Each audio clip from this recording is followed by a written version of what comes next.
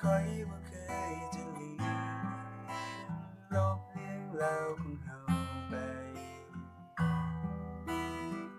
เป็นสิ่งที่ยากเหลือเกิน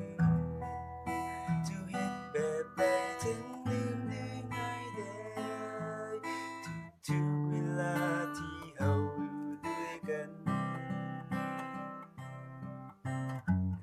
เจ้าบีดเจ้าเขียนเจ้าฝันมันเอาไว้ภาพความสุขตอนเฮาอยู่ด้วยกันแต่เป็นหยังตอนเจ็บถึงมีแต่คอยเจ็บ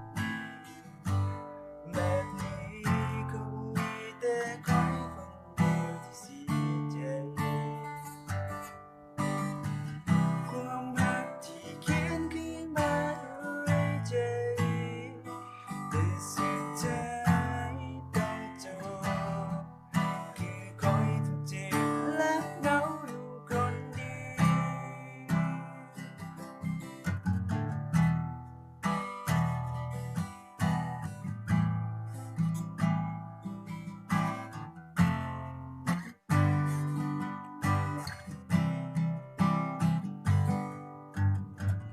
เป็นหยังตอนที่